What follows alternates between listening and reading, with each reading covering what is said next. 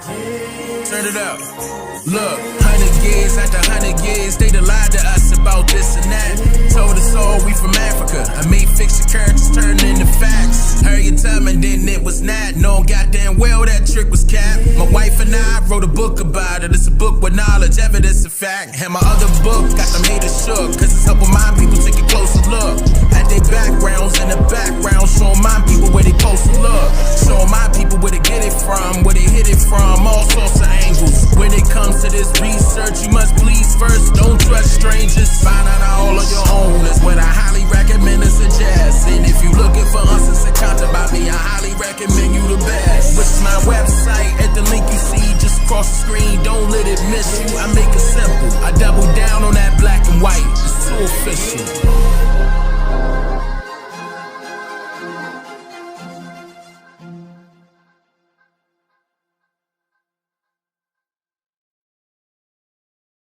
I had to modify this video from its original version in hopes that you may be able to see it this time around. So let's get right into it. In today's society of America, thousands of people are currently protesting for many causes, mainly due to the unfair treatment of so-called black people here in America.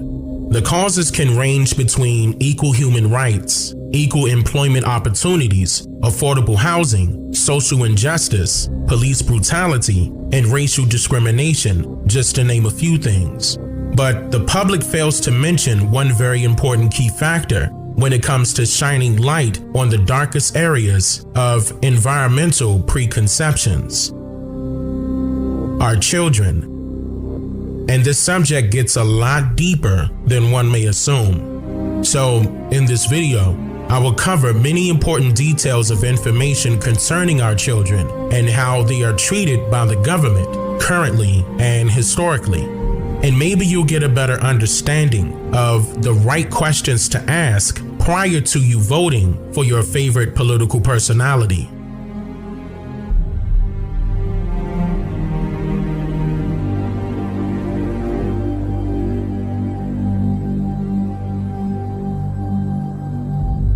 According to an article written by Jody S. Cohen of ProPublica on July 14, 2020, under the category, it states, quote, "A teenager didn't do her online schoolwork, so a judge sent her to juvenile detention." This article details how a 15-year-old child by the name of Grace of Pontiac, Michigan, was arrested because she was unable to abruptly adjust to the brand new quarantine settings of her school. Mind you that this exact same thing happened to many schools across the nation, where the students and their teachers were forced to continue with schooling, but only by way of the internet at their homes. To those of you who may not be aware of how a child reacts to sudden life changes, just imagine your child attending his or her school for the very first time. Getting up early in the day, getting used to seeing new faces of other children and their teachers, adapting to conversing with strangers, speaking out loud in front of everyone that they just met, and many other things that a child will go through when learning how to adjust to being forced into unwanted places. So, if the child is used to the normal routine of his or her school, then abruptly things change to the point where they now have to stay home and take classes online, then it doesn't take a rocket scientist to know that it will take some time for any child to adjust to any brand new life changes. Right? But for some strange reason, this particular judge wanted Grace in jail for not adjusting fast enough. According to this ProPublica article, on April 21st, 2020, Judge Mary Ellen Brennan sentenced Grace to, quote, intensive probation, which included a GPS tether, regular check-ins with a court caseworker, counseling, no phone, and the use of the school laptop for educational purposes only. Grace also was required to do her schoolwork. At the end of the hearing, the judge stated, quote, "I hope that she upholds her end of the bargain." So while Grace began the start of her probation, Birmingham, Michigan Public Schools Superintendent Dr. Wanda Cook Robinson asked families for patience as schools moved to online curriculums and promised flexibility in their supports. Prior to any of this occurring, Grace was already a high school sophomore that had nearly perfect attendance, but her mother was worried about this all of a sudden change with her schooling because Grace would now miss receiving in-person support from her teachers, which is needed according to her mother, because of Grace's history of having a mood disorder and symptoms of ADHD. Grace's school, Groves High School, made a supportive promise to Grace and her mother called the Individualized Education Plan, which required teachers of Groves High School to, quote, periodically check in to make sure Grace was on task and clarify the material, and it allowed her extra time to complete assignments and tests. But according to Grace's mother, once remote learning began, she didn't get any of those supports from her school. Now, on April 24th, 2020, which was just 3 days after the court hearing, Grace was assigned a brand new caseworker named Rachel Giroux, in which Rachel made notes in her file that Grace was doing well and reported no issues at home. But then the following week came, and Grace informed Rachel that she felt overwhelmed, forgetting to plug in her computer, and her alarm clock didn't go off, so she overslept. Grace's mother stated that she felt overwhelmed as well, adjusting to all of these new settings at home. Rachel's notes stated, quote, worker, who is Rachel, told mother that child is not going to be perfect and that teenagers aren't always easy to work with, but you have to give them the opportunity to change. Child needs time to adjust to this new normal of being on probation and doing work from home, end quote. Then, exactly 5 days later, out of nowhere, the caseworker, Rachel Giroux, filed a violation of probation against Grace for not doing her schoolwork, telling the prosecutor that she planned to ask the judge to detain Grace because she, quote, clearly doesn't want to abide by the rules in the community. Keep in mind that Rachel is the caseworker and not Grace's teacher. In fact, Rachel immediately filed the violation of probation against Grace 3 days prior to contacting Grace's actual teacher, Catherine Tarfay, to confirm whether she was meeting her academic requirements or not. Attempting to find any evidence against Grace, Rachel emailed her teacher asking, quote, is there a certain percentage of a class she's supposed to be completing a day, week? And Catherine replied stating that Grace is, quote, not out of alignment with most of my other students. Let me be clear that this is no one's fault because we did not see this unprecedented global coming. Grace has a strong desire to do well. She is trying to get to the other side of a steep learning curve mountain, and we have a plan for her to get there, end quote. ProPublica and other reporters attempted to reach out to Grace's teacher, Catherine, for comments, but Catherine informed them that she was not allowed to discuss Grace's case.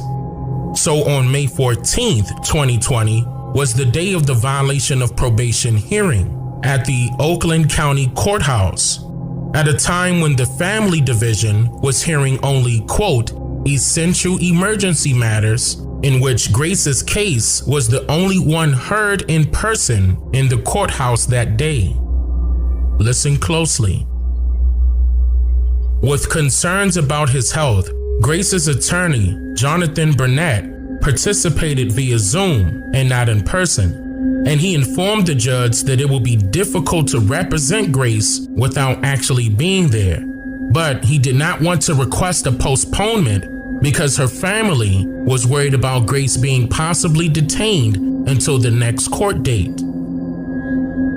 The prosecution called for its only witness to the stand, that being the caseworker, Rachel Giroux. And in response to questions from Grace's attorney, Rachel acknowledged that she did not know what type of educational disabilities Grace had, and she did not answer a question about accommodations those disabilities might require. Rachel said that her assessment that Grace hadn't done her schoolwork was based on a comment her mother made to her teacher, in which the mother testified she said in a moment of frustration and was untrue. According to the prosecutor, Grace's special education teacher, Catherine, could have provided more information and planned to testify, but had to leave the hearing to teach a class. Judge Mary Ellen Brennan found that Grace was in violation of probation for not submitting schoolwork and ordered that she be detained at Children's Village in Oakland County, Michigan. After nearly approaching 3 months of being detained in Children's Village, Grace was released on July 31st, 2020.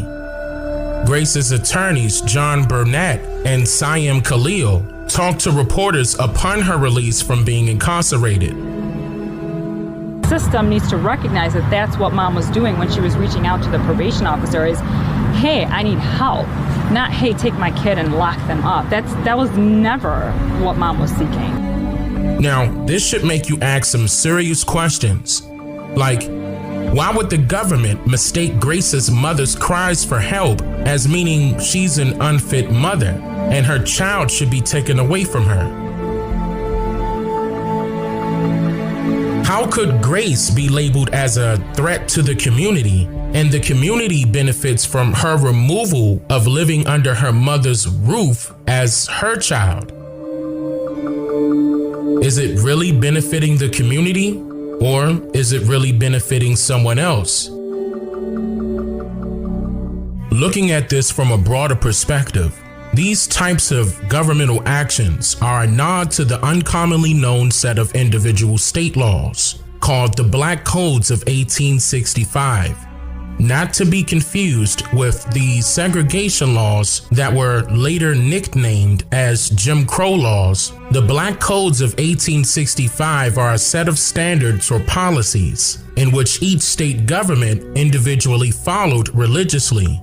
These particular policies deal with civil rights, labor contracts, vagrancy, apprenticeship, crimes, punishment, and other restrictions against American Indians. But its main focus was on education and apprenticeship, but not for adults. This was strictly about control and indoctrinating the mindsets of the Indian children. Because it was said that if you teach or train a child how to be a better servant, then that child will grow into his adulthood, wanting to be a better servant for the rest of his life, simply because that's all he knows.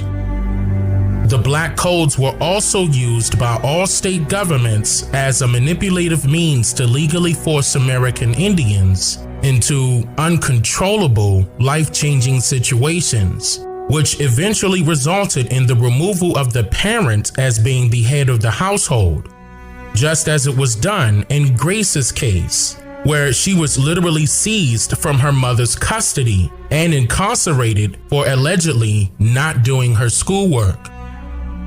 This is all about Reconstruction, just as it was in the year 1865 when the Black Codes were introduced. But this wasn't about any physical Reconstruction.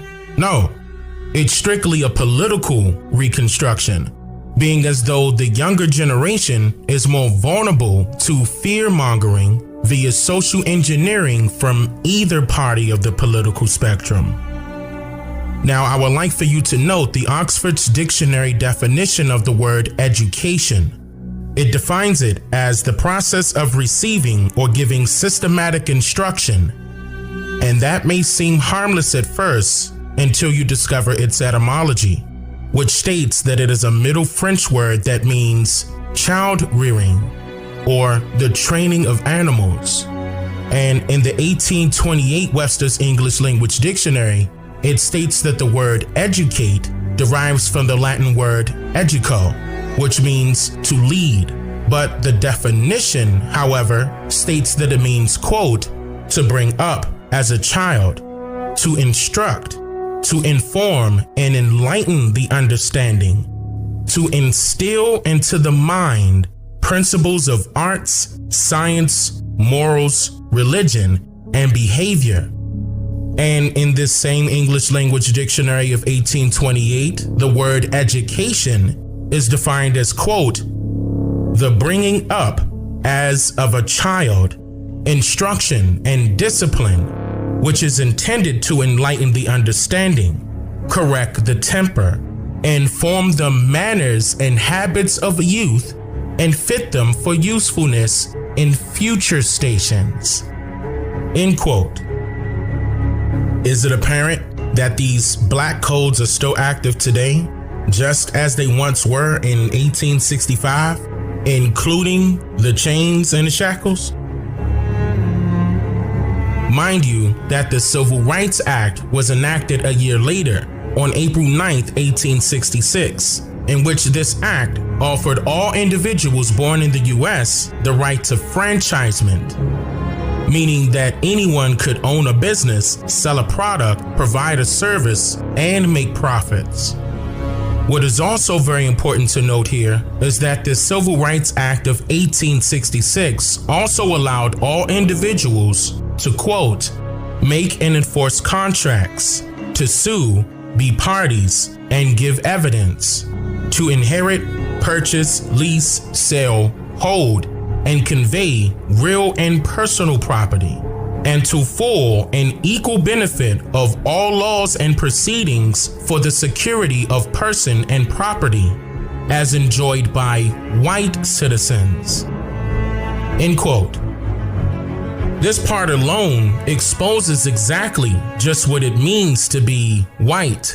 It is not regarded as a skin complexion in a legal sense, but rather a status that allows for access to freedoms that all other persons are denied.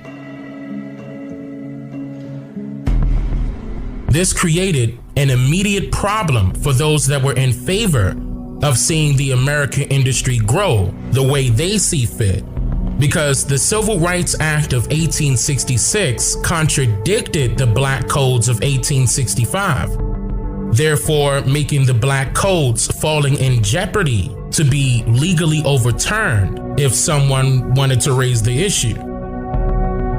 So Congress responded with the passing of the 14th Amendment, which states, quote, all persons born or naturalized in the United States and subject to the jurisdiction thereof are citizens of the United States and of the state where they reside. No state shall make or enforce any law which shall abridge the privileges or immunities of citizens of the United States, nor shall any state deprive any person of life, liberty, or property without due process of law, nor deny to any person within its jurisdiction the equal protection of the laws. End quote. The 14th Amendment was passed by Congress on June 13, 1866, just 2 months after the Civil Rights Bill of 1866 was enacted, and it was thought to have allegedly extended the liberties and rights granted by the Civil Rights Bill.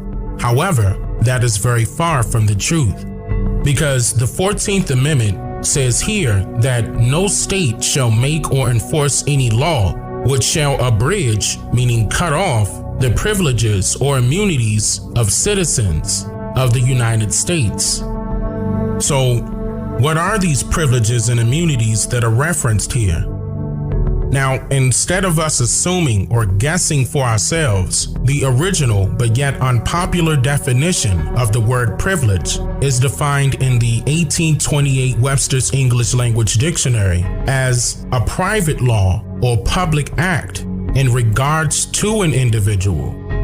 And the term immunity is defined as an exemption from public service or charge, a special privilege, revealing that the terms privilege and immunity are one and the same, and are used in the 14th Amendment to refer to two types of private laws.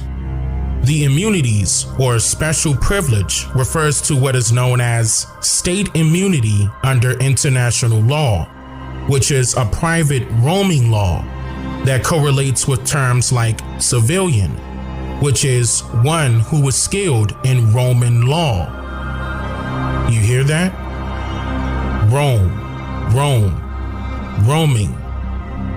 The verb roam means to move about from place to place without any certain purpose or direction, just like the adjective resident, which means dwelling or having an abode in a place for a continuance of time, but not definite. A resident is another way of calling someone a transient, which is a person that is passing or traveling through a place, one without settled habitation. A squatter should ring a bell here. And according to Volume 2, Issue 5 of the Law Research Journal, state immunity is the principle of international law that exempts a state from prosecution or suit for the violation of domestic laws of another state. Immunity does not confer solely in an individual per se. Rather, it attaches to an office, and the individual occupant of that office at any point in time enjoys the immunity attaching to that office. A state is immune from all judicial processes of its courts and the courts of other states. This means that under the sovereign state immunity concept, a foreign sovereign cannot be impleaded, or rather sued, in the court of another state without its concepts. This rule is hinged on the international law maxim, par imparem non habet imperium, meaning that equals have no power over an equal. The principle of absolute immunity has now been abandoned in many jurisdictions to embrace the principle of restrictive immunity approach, which does not attach immunity to the commercial acts of a sovereign. The courts of a country can only assume jurisdiction over a foreign sovereign or diplomat when that sovereign has waived the immunity. End quote. Where the 14th Amendment states that no state shall make or enforce any law which shall abridge the privileges or immunities of citizens of the United States, this means that no state shall make or enforce any law that cuts off the private laws that each state has previously enacted. So in other words, people are assuming and misinterpreting the 14th Amendment as if it extends or somehow expands unverifiable protection of liberties and rights of U.S. citizens, when in actuality, it just simply confirms that a citizen of the United States is not exempt from any private laws created by federal and state governments. And the catch-22 is that minors were not and have never been regarded as full persons or citizens until the age of maturity, which is 21 for males and 18 for females, in which this part alone allowed for the black codes to be legally carried out against all of the children, especially those children who are various shades of the color brown, unmolestedly, as slaves, apprentices, or rather indentured servants. Acts that were passed by the General Assembly in Louisiana in 1865 stated, according to black codes and relative to apprentices and indentured servants, it shall be the duty of sheriffs, justices of peace, and other civil officers of the state to report to the clerks of the district courts of their respective parishes, and in the parish of Orleans, left blank, to the mayor of the city of New Orleans, and on the right bank to the president of the police jury on the first Monday of each month for each and every year. All persons under the age of 18 years if females and 21 if males who are orphans or whose parent parents, or tutor have not the means or refuse to provide for and maintain said minors, and thereupon shall be the duty of the clerks of the district courts, mayor, and president of the police jury aforesaid to examine whether the party or parties so reported from time to time come within the purview and meaning of this act, and if so, to apprentice said minor or minors in manner and form as prescribed by the Civil Code of the state of Louisiana, provided that orphans coming under the provisions of this act shall be authorized to select said employers when they have arrived at the age of puberty, unless they shall have been previously apprenticed. End quote. Now, with all of that being said, we can easily determine exactly who the government and other correlating entities and corporations have hired as their apprentices, employees, indentured servants, laborers, or what some of you may call slaves. This is why they tell you the lie that genealogy records can only go but so far back in time in order to hide the truth. Because during the 1860s, it was literally the offsprings of our ancestors who were forced into rebuilding, reorganizing, and reconstructing this America as we know it, for free. But not as mainly adults, but as copper-colored children that were seized by the millions, or rather kidnapped from their parents, as if they broke a law of some kind that they never even consented to in the first place. I'm just here to make you think.